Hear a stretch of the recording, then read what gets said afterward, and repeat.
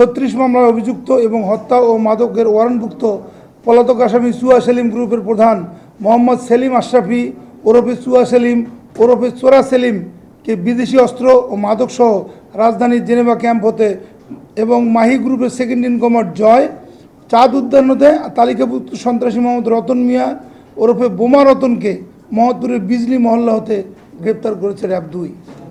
গত 20 আগস্ট 2026 তারিখ র্যাবের নিজস্ব গোয়েন্দা তথ্যের ভিত্তিতে র্যাব 2 জানতে পারে যে জেনেভা ক্যাম্পের একটি গোপন স্থানে শীর্ষ সন্ত্রাসী ও মাদক ব্যবসায়ী চুয়া সেলিম অবস্থান করছে।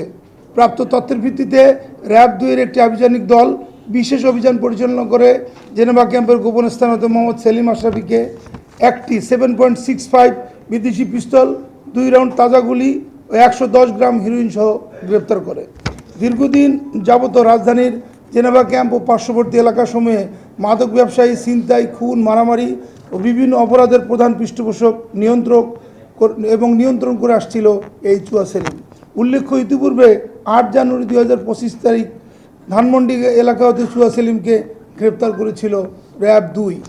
একই দিনে র্যাব 2-এর অপর একটি গোয়েন্দা তথ্যের ভিত্তিতে মোহাম্মদপুর থানার চাঁদ উদ্যান এলাকা হতে কিশোরগঞ্জ গ্রুপ মাহি গ্রুপের সেকেন্ড ইন কমান্ড ডাকাতি, ছিনতাই, মাদকসহ 10 মামলার অভিযুক্ত আসামি জয়কে গ্রেপ্তার করে।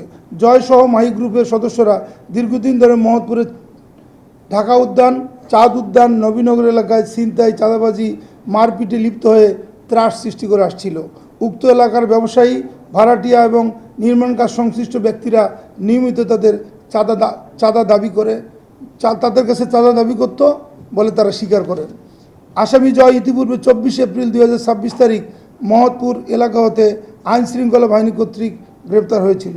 ওই একই দিনে র্যাব 2-এর অপর একটি আভিযানিক দল গোয়েন্দা তথ্যের ভিত্তিতে মোহাম্মদপুর থানাধীন বিজলি মহল্লা এলাকায় অভিযান চালিয়ে আইন শৃঙ্খলা বাহিনীর তালিকাভুক্ত অপরাধী ও দস্যুতা, ডাকাতি, ছিনতাই, অস্ত্রসহ 20 মামলার আসামি মোহাম্মদ রতন ওরফে বোমা রতনকে গ্রেপ্তার করে। আলোচিত সন্ত্রাসী বোমা রতন দীর্ঘদিন যাবত গজনবী রোড, বসিলা ও জেনেভা ক্যাম্প এলাকায় ডাকাতি, ছিনতাই ও অস্ত্রধারী চক্রের নেতৃত্ব দিয়ে আসছিল। ইতিপূর্বে বোমা রতন 19 ফেব্রুয়ারি 2022 সালে গজনবী রোড হতে ধারালো অস্ত্রসহ আইন শৃঙ্খলা বাহিনী কর্তৃক আটক হয়েছিল। জব্দকৃত আলামত এবং গ্রেপ্তারকৃত আসামিদের বিরুদ্ধে পরবর্তী আইনানুগ ব্যবস্থা প্রক্রিয়াধীন রয়েছে। আসামিদের নিকট হতে প্রাপ্ত তথ্যের ভিত্তিতে তাদের অন্যান্য সহযোগীদের গ্রেপ্তার অভিযান অব্যাহত রয়েছে।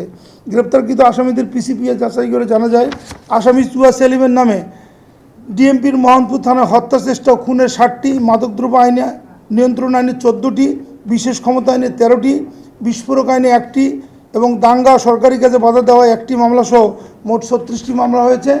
আজকে একটি অস্ত্র মামলা এবং একটি মাদক মামলা তার বিরুদ্ধে রুজু হওয়া প্রক্রিয়াধীন রয়েছে।